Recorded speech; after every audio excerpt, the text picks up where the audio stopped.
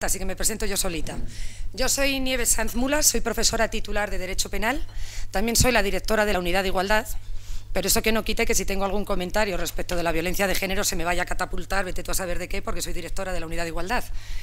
Y también soy profesora desde hace muchos años de la Escuela de Policía, de los inspectores de Policía Nacional, los cuales son los primeros preocupados en el tratamiento informativo de las noticias penales.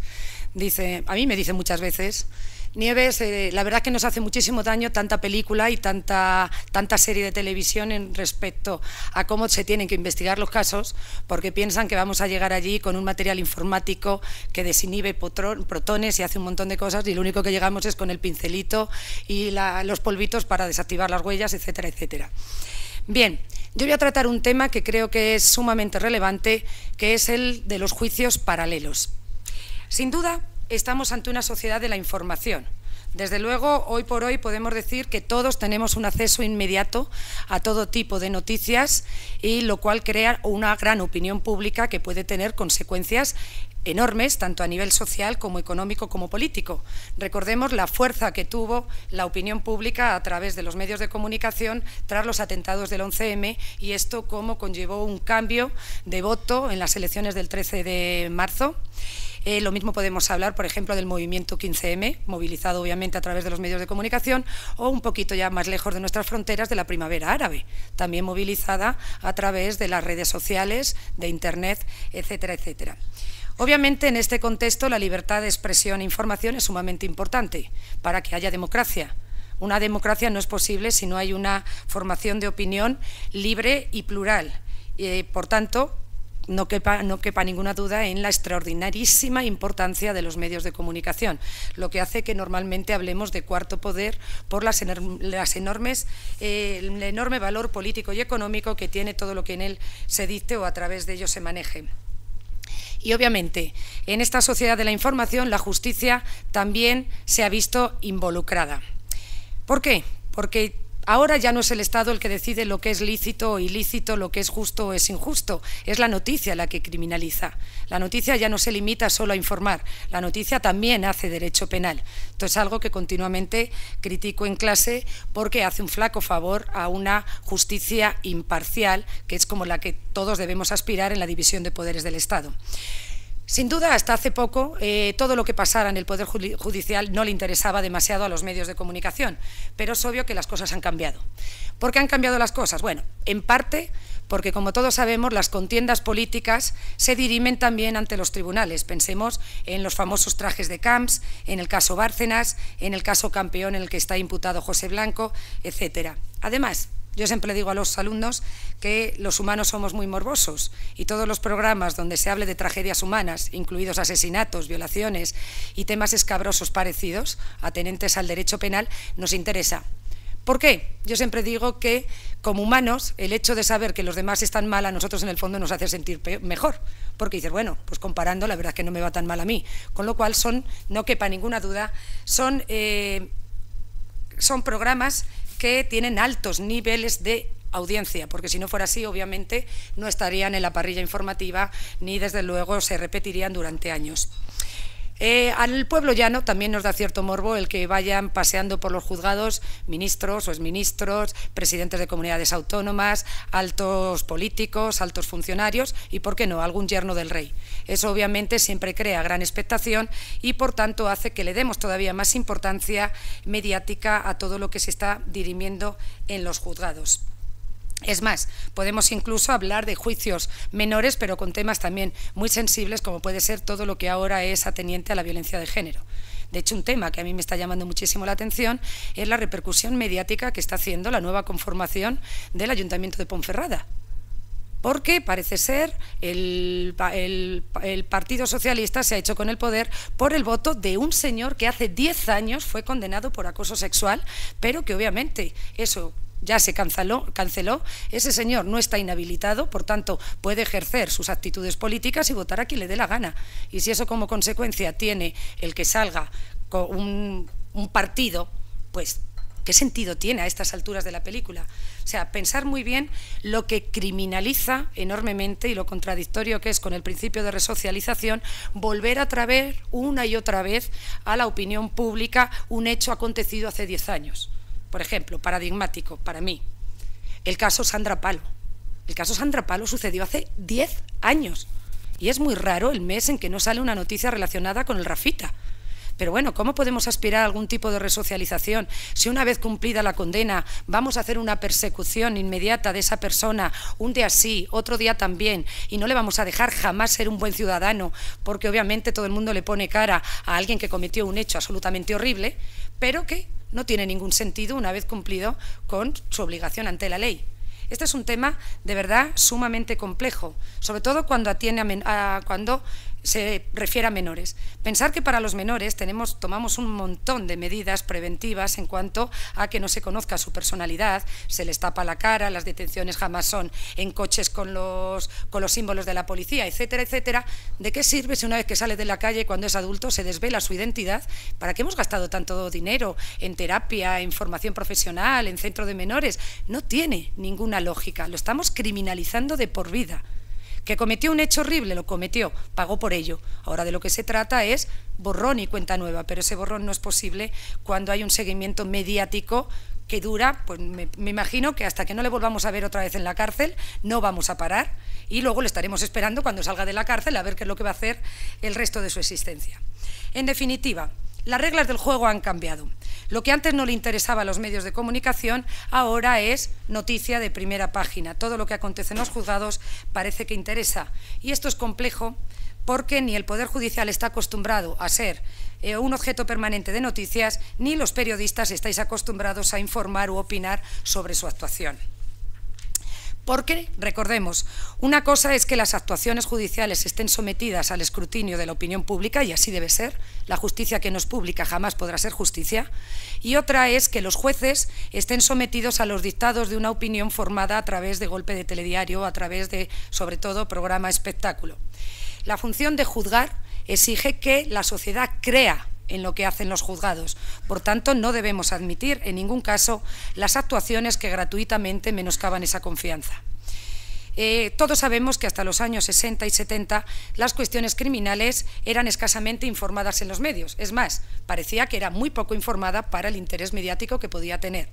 Pero aparecieron las televisiones privadas y tuvieron resonancia determinados casos, muy lejos de nosotros, pero que fueron casi juzgados en directo. Podemos hablar, por ejemplo, del caso de O.J. Simpson o del Lorena Bobbitt. Esto hizo que de repente las celebraciones de los juicios se convirtieran en materia de interés preferente para la televisión. Problema: ese interés no solo se traduce en una mayor cobertura informativa, que eso no está mal, ni muchísimo menos, sino que esa temática se ha convertido en el centro de los programas espectáculo.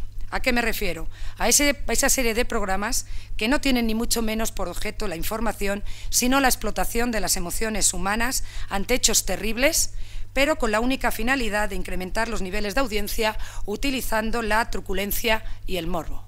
Hablar con los padres doloridos del asesinato de su hijo o de la víctima de la violación, obviamente crea grandes índices de audiencia y da mucho juego.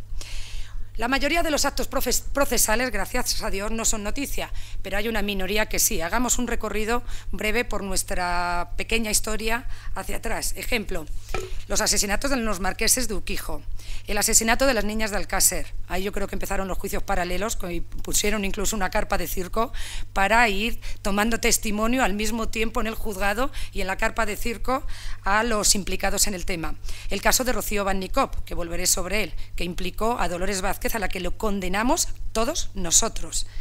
El caso de Sandra Palo, el caso de la niña Mariluz, Marta del Castillo, el caso Malaya con implicación de la cantante Isabel Pantoja, el proceso contra el torero Ortega Cano, el actual caso de los niños de Córdoba. Y, por supuesto, podemos incluir en esta categoría de interés mediático todos los procesos penales que afectan, como decíamos, a políticos o personajes relevantes de cualquier ámbito. Por ejemplo, la Operación Pokémon, la Operación Manga, el caso Palau, la Operación Campeón, el caso Palma Arena, el caso de los ERE en Andalucía, el caso Faisán, la SGAE, el caso Fabra, el caso NOS con Iñaki Urdangarín y el caso Bárcenas, entre otros muchos. En estos casos es donde los medios prestan una especial atención y provoca el denominado fenómeno de los juicios paralelos. Por dar una definición a juicios paralelos, podemos decir que se trata de aquellos juicios en que se hace un seguimiento exhaustivo por parte de los medios de comunicación de un hecho que está siendo sometido a investigación o enjuiciamiento, efectuándose, y esto es lo terrible, una valoración ética y jurídica de las personas implicadas, de modo que para la opinión pública los medios de comunicación son los que ejercen los papeles de juez, fiscal o abogado, dependiendo de lo que quieran defender. Si mi propia madre me quita la razón, me dice, es que tú defiendes a los asesinos, mira sin embargo lo que opina, yo qué sé, Ana Rosa Quintana. Claro, crean opinión pública porque obviamente son altísimos los niveles de audiencia que generan y además juegan con el morbo, juegan con el detallismo.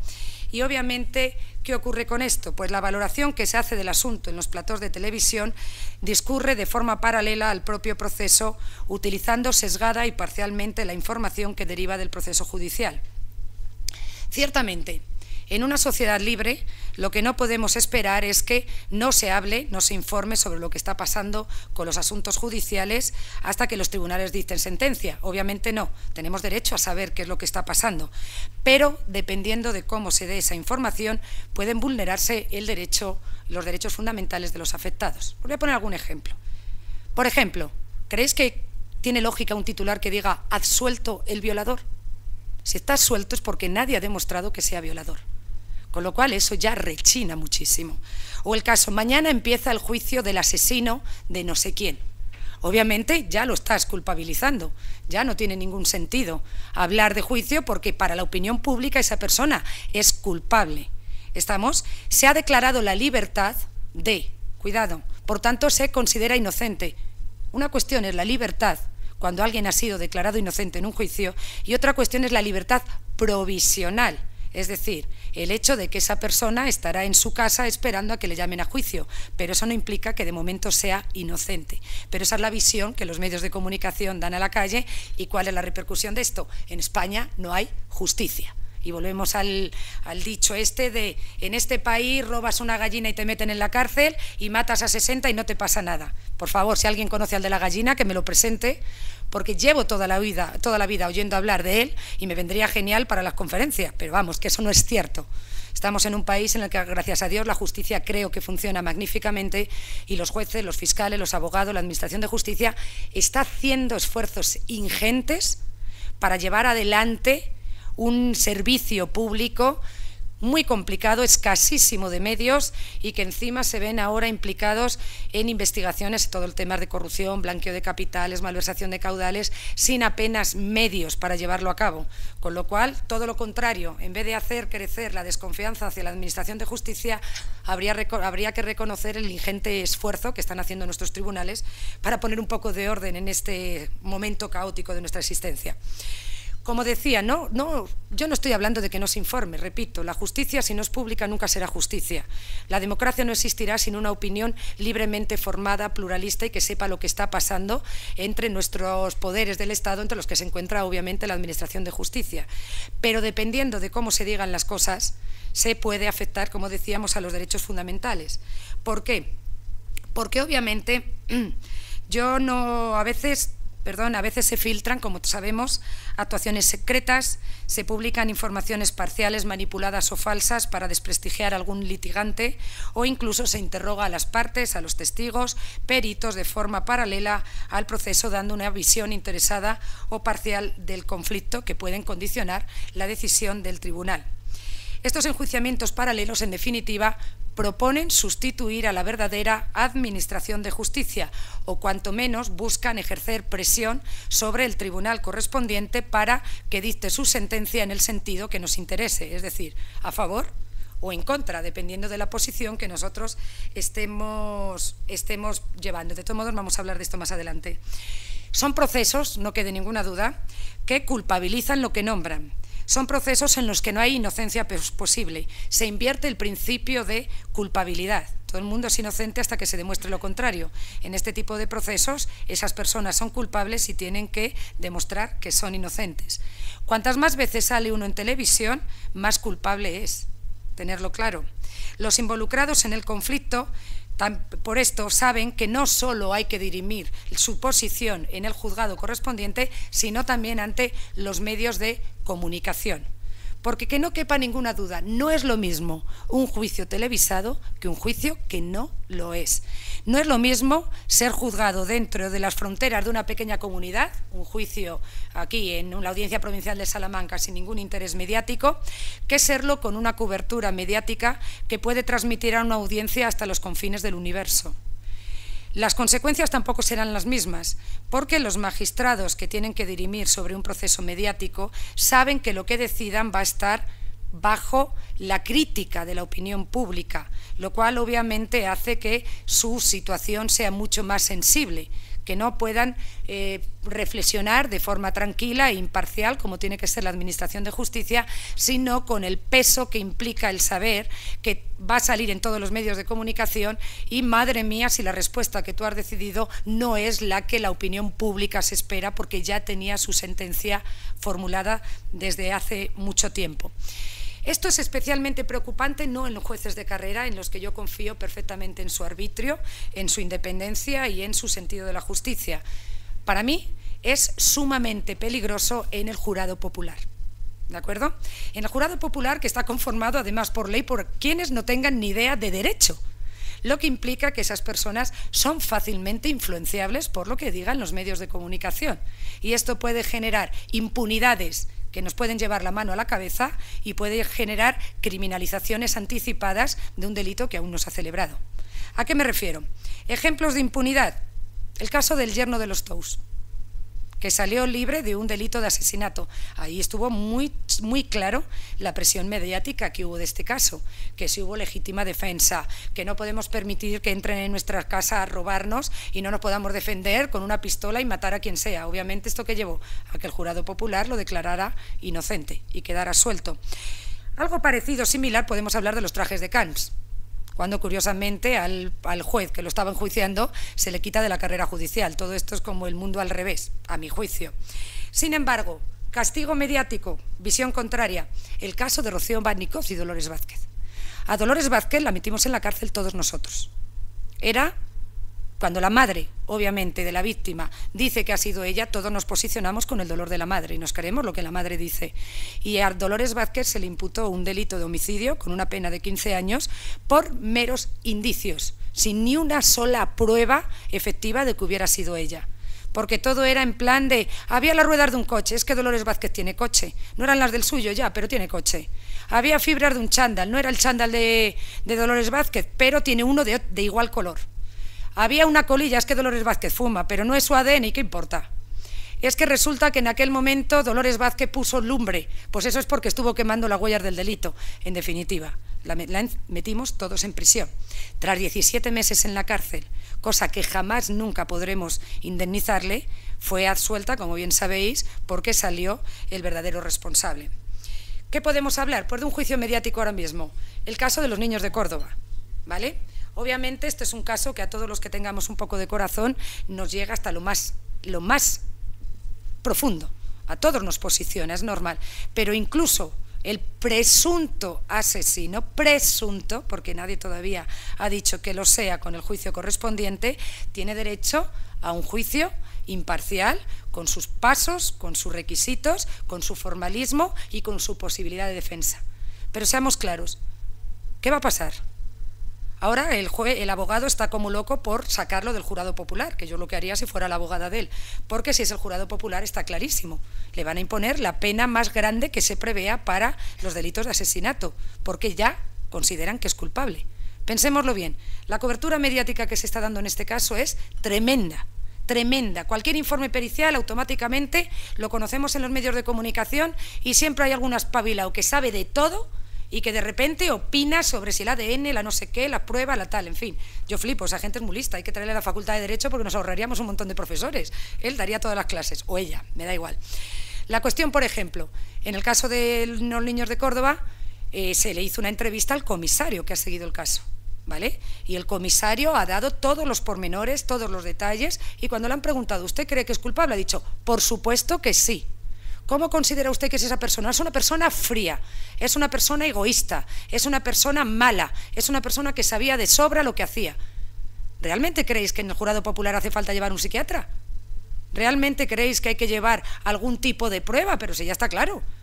tú mañana eres jurado popular, vas allí y tú dices, yo que no tengo ni idea. Y este señor que ha llevado todo el caso, que se ve que es una persona profesional, seria, me deja claro qué es, ¿qué pensarías tú? ¿Qué es? ¿Entendéis o no? Luego, cuidado sobre todo cuando estamos hablando del jurado popular. Evidentemente, en este contexto, y yo creo que está claro, hay que reaccionar frente a las informaciones que, desconociendo el significado de la presunción de inocencia, den por cierta la culpabilidad de una persona por el mero hecho de verse sujeta a una investigación judicial o a un juicio. Anticipar su culpabilidad atenta contra su honor. Y mucho más si estamos hablando de temas penales, que son los que más morbo crean, pero al mismo tiempo los que tienen las consecuencias más drásticas.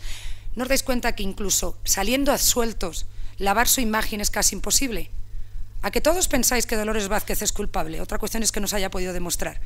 Todavía somos de los que pensamos que cuando el río suena, agua lleva.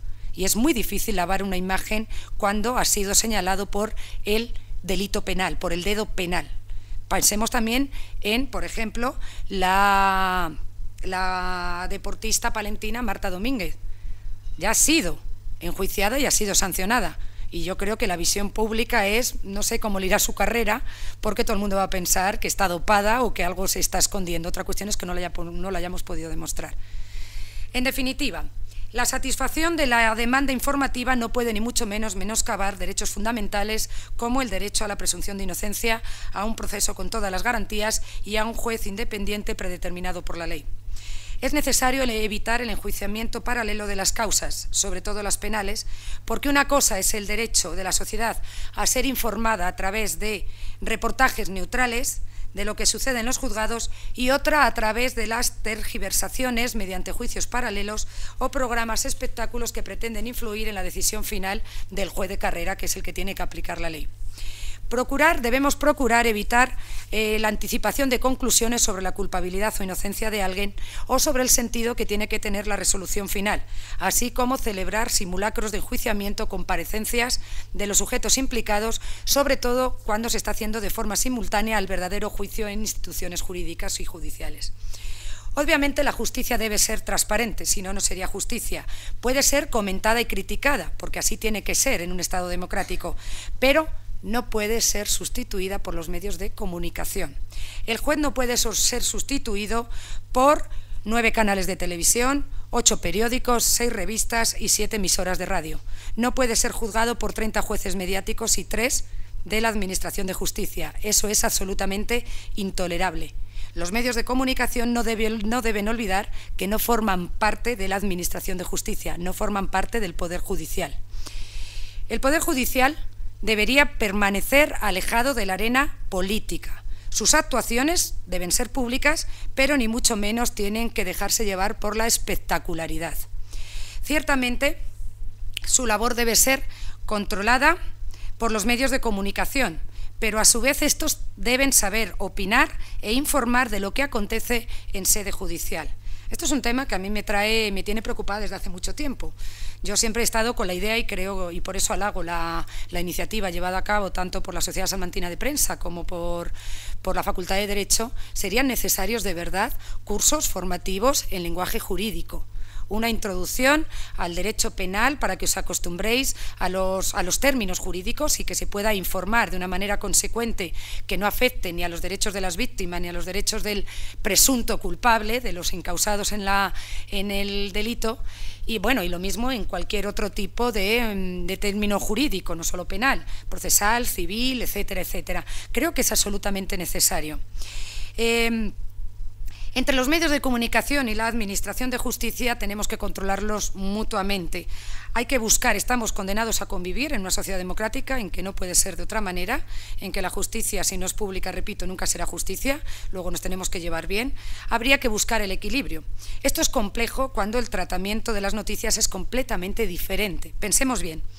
Mientras los tribunales parten del principio de secreto de las actuaciones, al menos durante la investigación, o de una publicidad limitada durante el juicio, los periodistas procuran en todo caso la publicidad del hecho. Mientras los tribunales operan en un periodo temporal lento, vamos despacito porque queremos hacer las cosas bien, los periodistas actúan bajo la ansiedad de la información inmediata. Quiero ser el primero en dar la nueva noticia. Mientras los tribunales utilizan un lenguaje técnico y complejo, los medios de comunicación utilizan un lenguaje llano, pero no siempre atento a las sutilezas de la técnica jurídica. Mientras los periodistas pretenden que los actores del proceso hablen, los tribunales que se mantengan en la discreción hasta que salga la sentencia. Obviamente parece que hablamos de formas diferentes, pero de un mismo asunto. Habrá que ver cómo podemos confabular. ¿Cómo podríamos hacerlo? Bien, vamos a empezar por casa.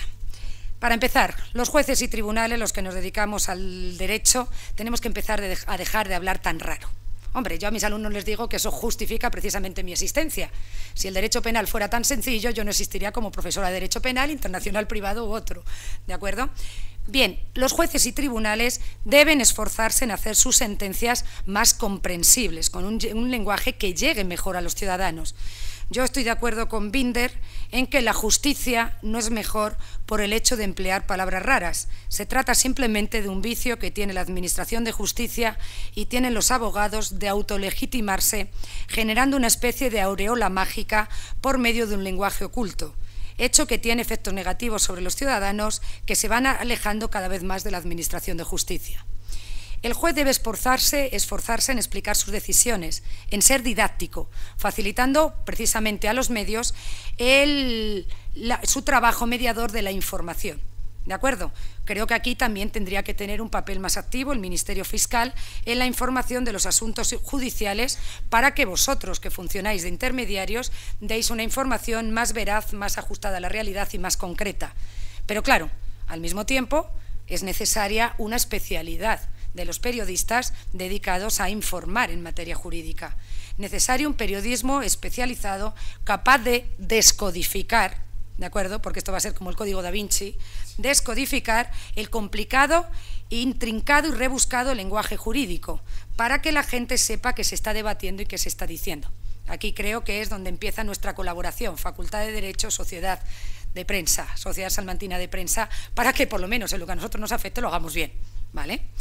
De su parte, de vuestra parte, la cobertura informativa de las causas judiciales debe atender siempre a la protección de los derechos de las víctimas, que bastante daño y bastante dolor están sufriendo, y también a la presunción de inocencia del acusado, o acusados o acusadas, así como a derechos fundamentales, al honor, a la intimidad y a la propia imagen, porque, repito, una vez que alguien ha sido señalado como presunto responsable, difícilmente va a poder lavar su imagen por mucho que haya una sentencia absolutoria o un sobreseimiento de la causa. Cuando el río suena, agua lleva, y esa es la mentalidad que tenemos en los españolitos. Sobre todo si estamos hablando de menores, por eso no tiene ningún sentido esta persecución una vez que supuestamente fue encausado como menor con la protección correspondiente, cumplió la condena correspondiente, no tiene sentido que estemos detrás. El cuco. Hace nada, otra vez. El cuco ya ha salido de la cárcel. Bueno, ha salido de la cárcel porque ha cumplido la condena que se le impuso. Punto. Ese chico va a acabar nuevamente en la cárcel porque no le vamos a dejar de ninguna manera rehacer su vida si hacemos ese seguimiento exhaustivo de cada uno de sus movimientos. Si a ti te señalan como el que ha colaborado en el asesinato de alguien, ¿esa persona puede rehacer su vida? ¿Quién va a querer vivir al lado suyo? ¿Quién le va a querer dar trabajo? ¿Quién va a querer ser su pareja? No le quedará más remedio que volver otra vez a la vida criminal para poder sobrevivir. Hacemos un flaco favor al principio de resocialización con esas persecuciones una vez que ya se ha cumplido con la condena correspondiente. Eso es la justicia. Debe haber, por vuestra parte, mecanismos de autocontrol, que para mí deben tener 3 requisitos. Unas reglas deontológicas claras y aceptadas por todos los medios, ¿de acuerdo? Un órgano reconocido que vigile que efectivamente se cumplen y unas medidas, unas sanciones a aplicar en el caso de que se incumplan. Y esto es especialmente importante, no queda ninguna duda, en el caso de los programas espectáculo, no sujetos a los códigos éticos de la profesión periodística, como puede ser el contraste de fuentes, la pluralidad de las versiones, la separación entre lo que es la información y la opinión. Es decir, son programas lícitos, pero a los que, sin embargo, no se les puede exigir que cumplan las reglas de los programas informativos. pero sí se les puede y se les debe exigir que no traten con apariencia informativa y seria temas tan graves sin sujetarse a las reglas deontológicas del tratamiento informativo. Por supuesto, hay que empezar por la televisión. Con palabras de Pascal, el poder de las imágenes es superior al de la razón, ¿de acuerdo? Recordándonos el viejo proverbio chino de una imagen vale más que 1000 palabras. Todavía son numerosos los programas dedicados a la investigación de casos famosos con la pretensión de ofrecer una verdad que parece ser el sistema judicial ha sido incapaz de llevar a cabo, pero que tú, Mercedes Milá, por supuesto, eres la primera en saberlo. Pues yo qué sé, en el tiempo podemos hablar de los programas Culpable o Inocente, 12 hombres sin piedad, Ley del jurado, Veredicto en tela de juicio, Caso abierto, Código rojo, actualmente Equipo de investigación o Diario D. ¿De acuerdo? En palabras de Quintero Olivares, el que sea más fiable y creíble el método probatorio de un programa televisivo que el seguido por los jueces o que el público crea que ese modo de investigar y juzgar es compatible con el respeto de los derechos de los presentes en el programa o de los citados involucrados ausentes, constituye la primera etapa de un peligroso camino que al final llega a la justificación de las policías populares o del linchamiento, con una ventaja además añadida, el que las equivocaciones no las paga nadie. Si fuera juez se te encausaría, pero como no lo eres, pues no pasa nada. Estos programas seleccionan acusados, pruebas, testigos y lo que haga falta. No hay errores judiciales, no responderá nadie del daño a los derechos de otro. Se supone que expresan sanos sentimientos de la opinión pública. Se olvidan, al final, que la llamada justicia popular seguramente no es popular y, en todo caso, no es justicia. Muchas gracias.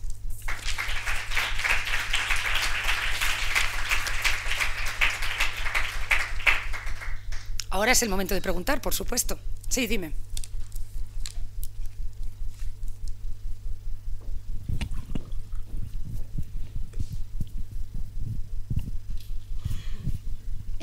Bueno, yo quería volver sobre el caso Baninkoff.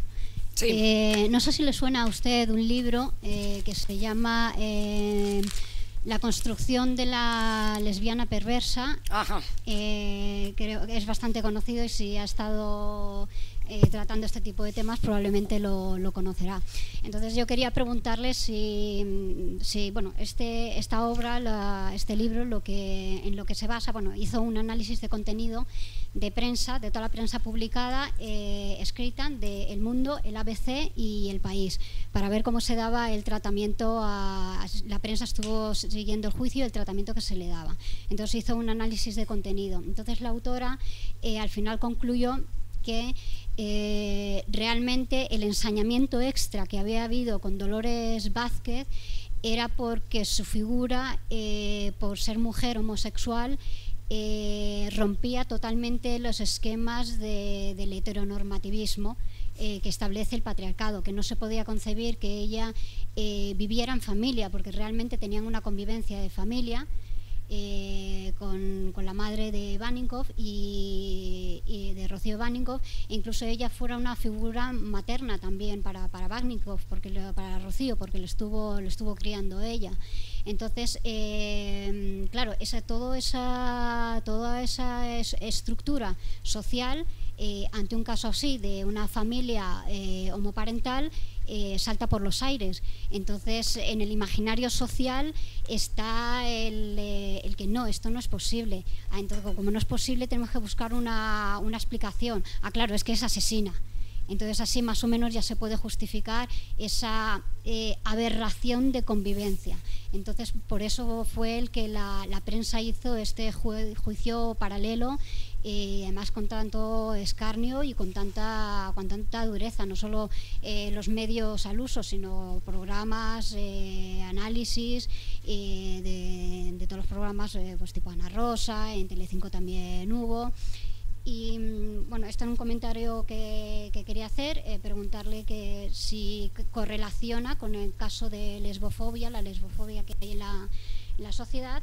Y luego otra pregunta ya es más jurídica, que no me queda muy claro por qué al final no se le pudo, cuando pidió indemnización, no se le pudo dar esa indemnización, porque me parecía que había dos interpretaciones distintas de el artículo 294 de la Ley Orgánica del Poder Judicial, una interpretación que es antes de noviembre de 2010 y otra interpretación posterior a noviembre de 2010. Y me parece que cuando Dolores Baninkoff pidió la indemnización fue posterior ya a 2010.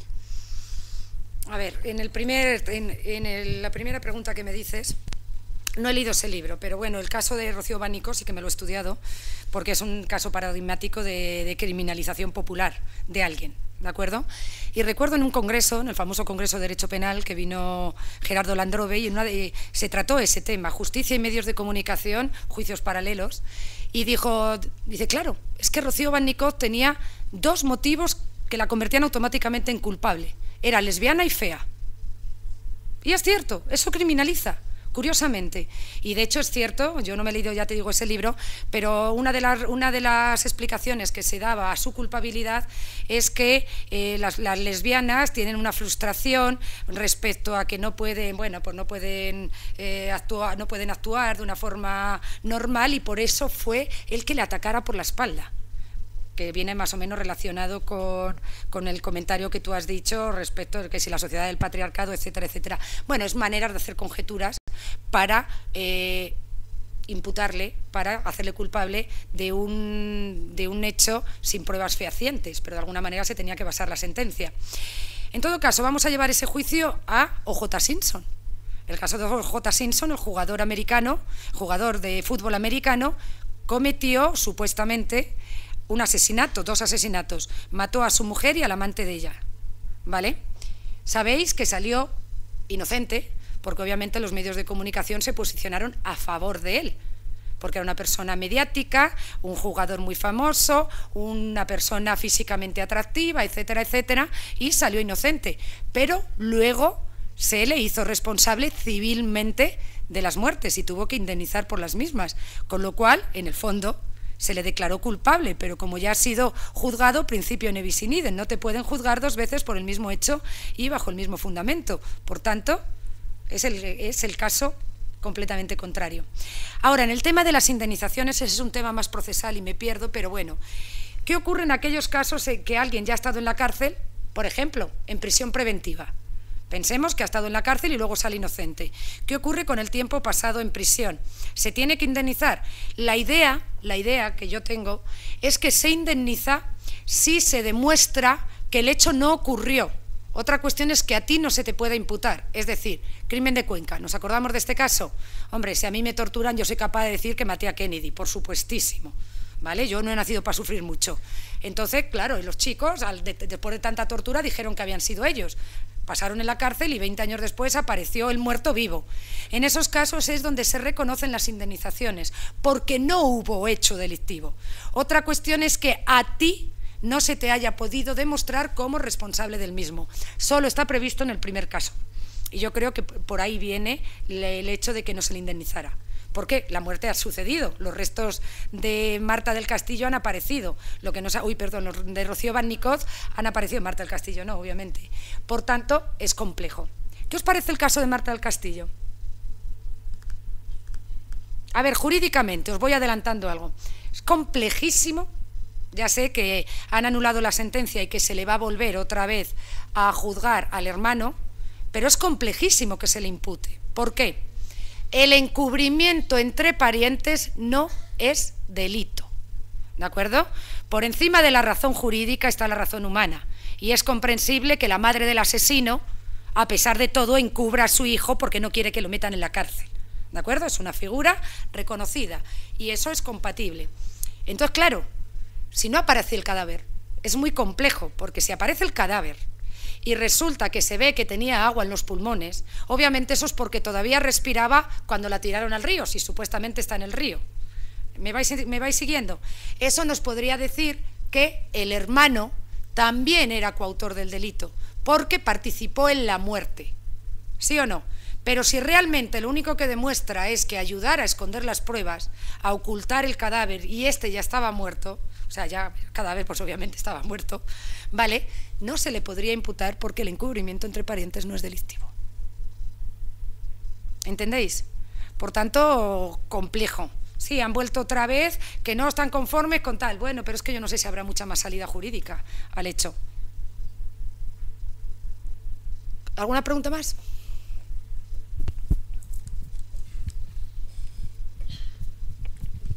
Hola, buenos días.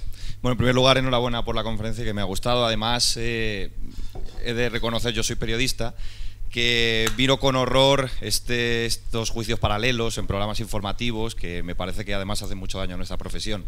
Pero cambiando eso y aceptando esa idea, quería preguntarle si no piensa también que a lo mejor las deficiencias de la Administración de Justicia en ocasiones provocan que el ciudadano sienta que los medios de comunicación son una especie de refugio para denunciar lo que entienden que es a lo mejor un tratamiento injusto de su causa, o incluso ni siquiera un tratamiento de la misma, y que entonces se refugien en ese tipo de programas para hacer público su lamento o su desazón por lo que está ocurriendo en sus casos particulares. Gracias. Por supuesto, puedo comprenderlo. El problema es que con eso se está diciendo que la justicia no tiene razón. Se le está deslegitimando. Entonces, como que hay una doble verdad en todo. ¿Y quién es el juez? No sé si me entiendes. O sea, vamos a ver, la labor de investigación que pueden llevar los periodistas y que han traído a los juzgados hechos verdaderamente olvidados y que realmente se tenían que poner en conocimiento de la Administración de Justicia, me parece bien. Antes, ponlo en conocimiento de la Administración de Justicia, pero la respuesta es suya. No sé si me entiendes. Otra cuestión es, ya la Administración de Justicia se ha decantado y vamos a ponerle el micrófono a todos los encausados a ver qué piensan, con lo cual estamos deslegitimando la labor del Poder Judicial. Eso es diferente. Tenemos los recursos judiciales. Vete a los recursos y vete a todas las instancias que te permita la Administración de Justicia. Pero el dejar que sean los medios de comunicación los que digan si la justicia va bien, va mal, es muy complejo. Y puede deslegitimarla en su labor. Como decía al principio, la justicia tiene que estar avalada, tiene que ser creíble, tiene que crear confianza en los ciudadanos para que se pueda aplicar. Entonces, claro, todo depende de cómo se haga. Y repito, la labor que habéis tenido los periodistas de sacar a la luz determinados hechos olvidados y ponerlo en manos de la justicia, me parece, desde luego, admirable y hay que reconocerlo. Pero cuidado, ya que lo has puesto en manos de la justicia, deja que la justicia trabaje. No condiciones y no pongas siempre en entredicho las decisiones que hagan. No sé si me entiendes. O sea, depende de cuándo. No lo digo como una defensa del periodismo. No. Que sí, evidentemente. Yo puedo entender que en el tema de los desahucios, que se pongan en los medios. Pensar, por ejemplo, yo creo en la justicia y a mis alumnos les animo a que, bueno, la justicia no es solo aplicar la ley, la justicia es hacer justicia y a veces no coincide mucho con lo que dice la ley. Por ejemplo, en el tema de los desahucios se están oponiendo en bloque a desahuciar a las familias, cuando lo fácil sería aplicar la ley y ya está.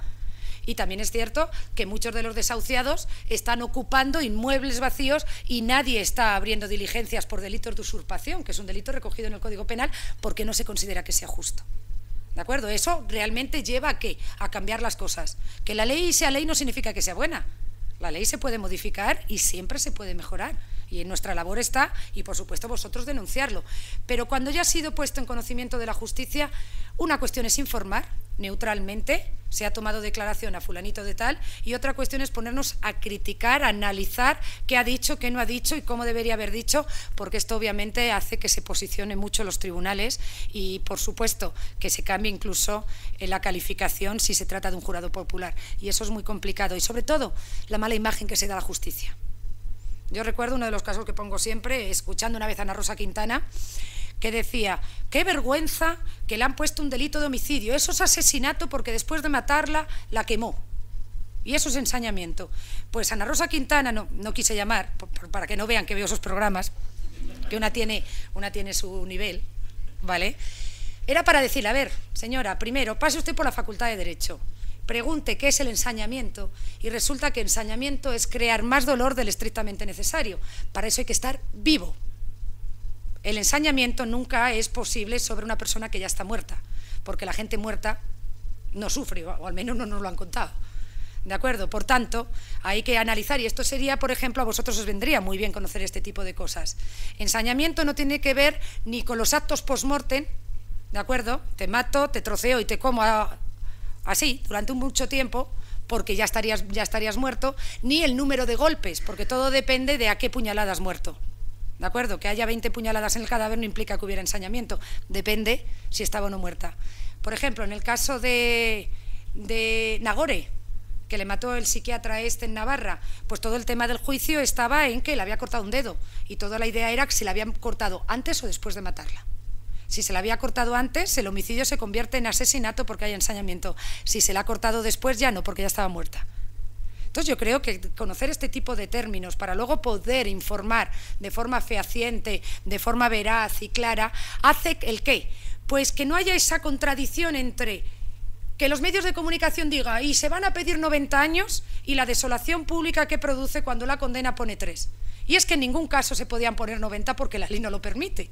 Entonces hay que tener mucho cuidado con esas cosas. Y por supuesto, repito, la labor de denuncia que estáis haciendo sobre muchísimas cuestiones, sobre todo en este momento crítico, es loable. Pero sin olvidar que para aplicar justicia hay que ser juez y pertenecer al Poder Judicial, o al menos ser llamado como miembro del jurado.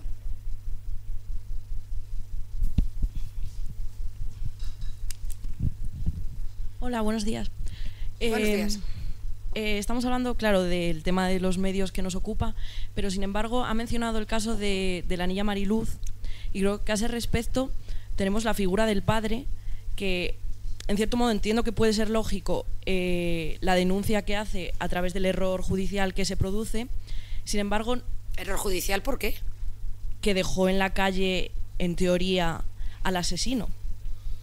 El asesino, en teoría, de Mariluz estaba en la calle por un error judicial previo.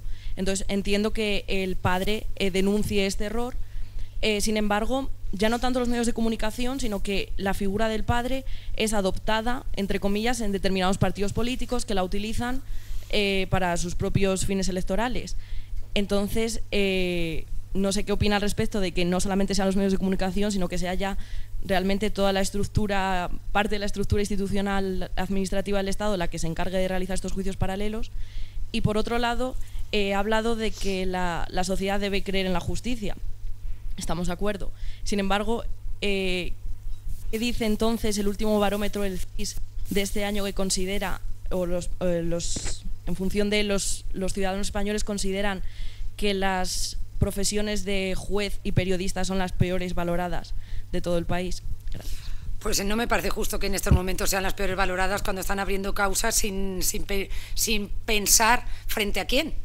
Yo creo que nunca ha habido más justicia que la que hay ahora, porque la justicia antes casi siempre se centraba en los más desfavorecidos del sistema y por fin está apuntando para arriba, con lo cual yo en ese sentido no estoy de acuerdo con eso.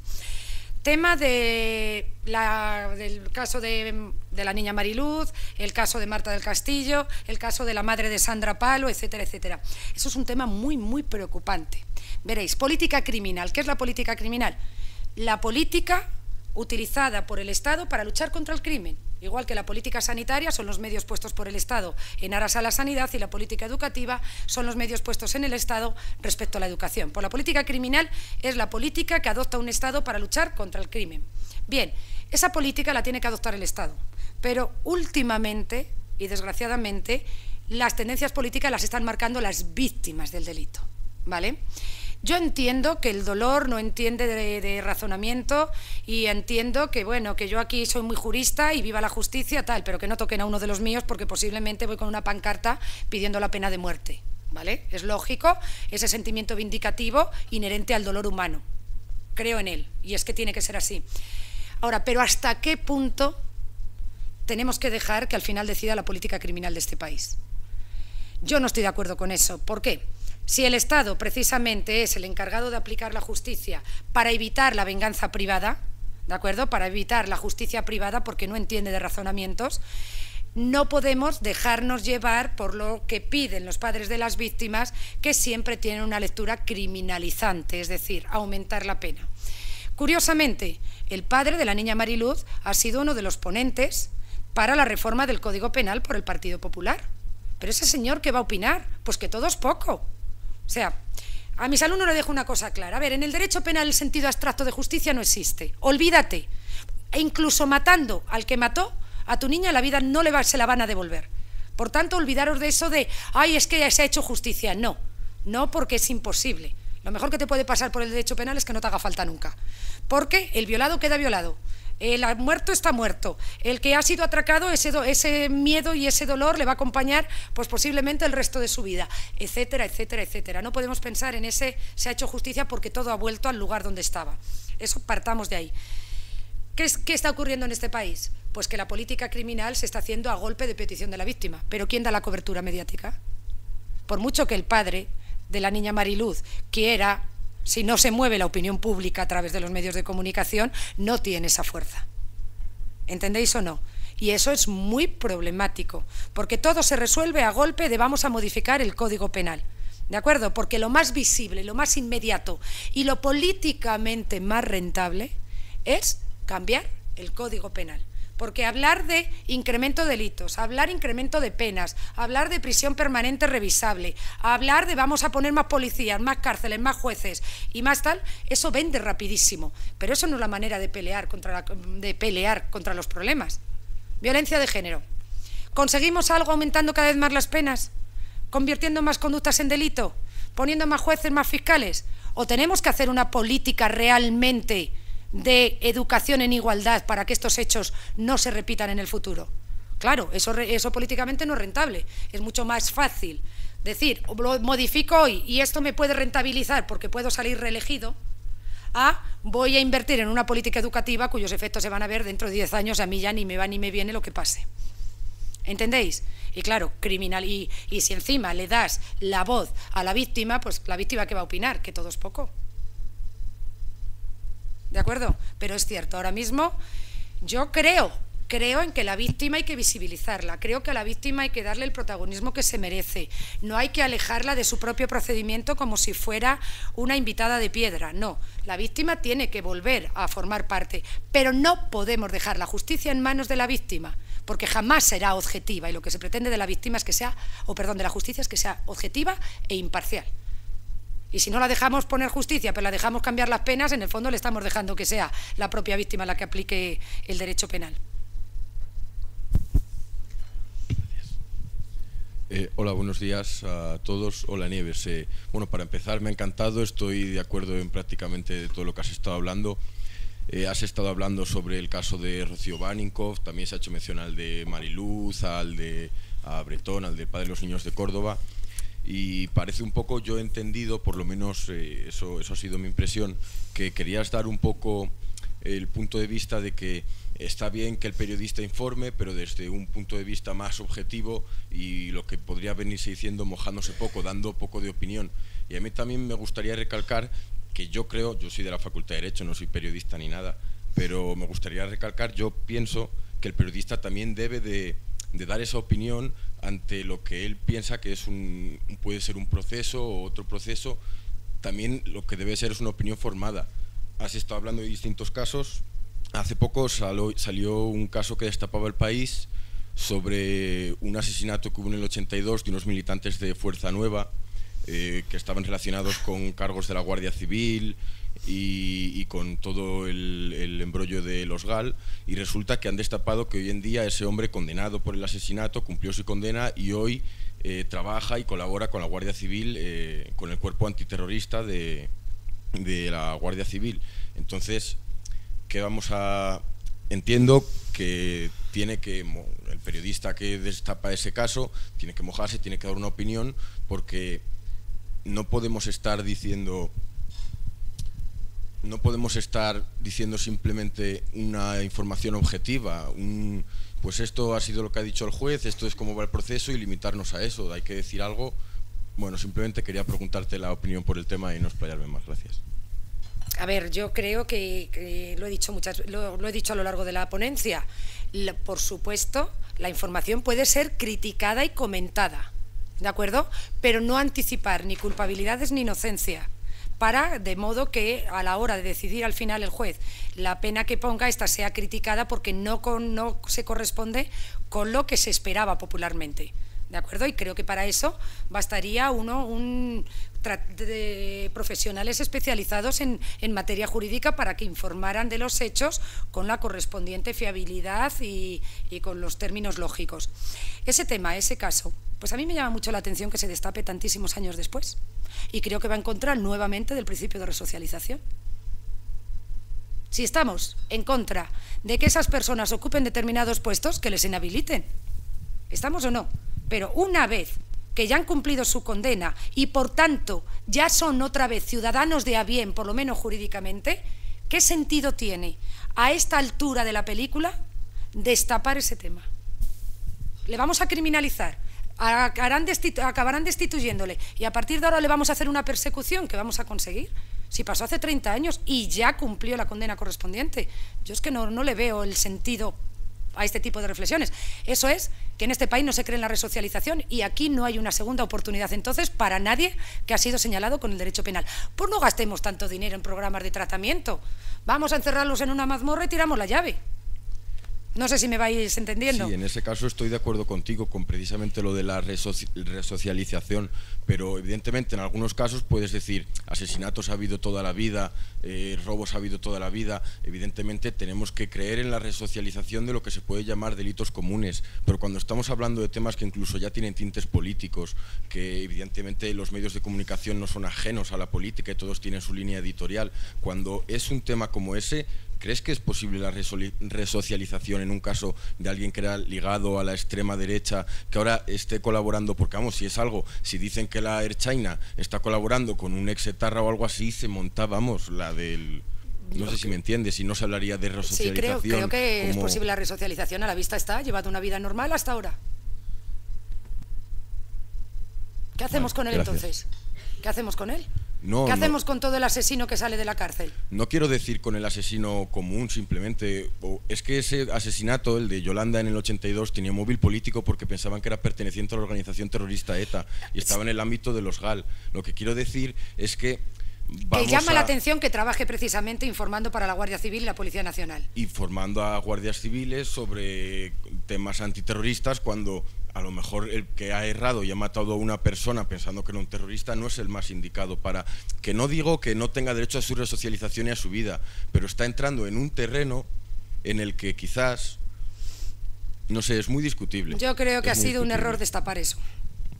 Porque a ese hombre se le está criminalizando por algo frente a lo que ya pagó en su tiempo. Bueno, podemos y se le está criminalizando nuevamente. Muchas gracias. Ya la última pregunta porque tenemos al siguiente ponente y no quiero quitarle su tiempo. Hola, hay muchas veces que creo de la justicia, sobre todo cuando ya ha sido aplicada y contemplada y cumplida, no sacar más el tema, es remover de verdad la mierda. Y perdonad que sea tan expresiva, porque con eso lo que estás es volviendo a reabrir un tema frente al cual tú ya cumpliste. La gente cambia. Cuando eres joven tienes unos ideales y puedes llevar a cabo unas determinadas actitudes con las que luego, partiendo 30 años, no compartes. O sea, creamos en la resocialización, si no, ¿para qué gastamos tanto dinero en justicia? Bueno, yo voy a rebajar un poco el nivel de excitación que hemos llevado con este tema. Yo, como profesional del periodismo, yo lo que quería, y como he tratado temas judiciales, creo que, no sé si lo compartes, que uno de los problemas que hay a lo mejor es que quizá en nuestros medios se nos demanda una información que se quiere que se siga y hay muchas veces en las cuales no llegamos en el Ministerio de Justicia o en las entidades judiciales, no se llega a tener una voz de una persona, a lo mejor de un fiscal, de un juez. Sabemos que en una fase de instrucción no se puede informar, pero en muchos casos la gente durante el proceso judicial quiere saber qué es lo que pasa y muchas veces entramos en un juego que es en el de los abogados. Muchas veces son ellos los que utilizan como arma los medios de comunicación, entonces simplemente a lo mejor nosotros no opinamos, pero si le damos la voz a una víctima, a un padre, a un abogado y él nos da una opinión, entonces estamos haciendo un juicio paralelo. El tema desde mi punto de vista es que creo que a lo mejor la Administración de Justicia tendría que ser una parte más y a lo mejor poner su voz, porque no es fácil que un fiscal te dé una declaración como tal, o un juez sí te lo puede decir en un despacho, pero no te da esa información y al final lo único que haces es informar siempre desde el otro lado, no desde el lado judicial. No sé si lo ves así o... Sí, sí, estoy completamente de acuerdo. Digamos que en Estados Unidos funciona la portavocía y tenía que haber algún órgano dentro de nuestra, yo que sé, aquí a nivel de audiencia provincial, que informara de una manera pues lo más neutral posible de cómo va dirimiéndose el procedimiento. Creo que sería mejor porque con eso evitaríamos, por supuesto, evitaríamos esos juicios paralelos cuando al final, pues ¿a quién atiendes? Al único que te da voz.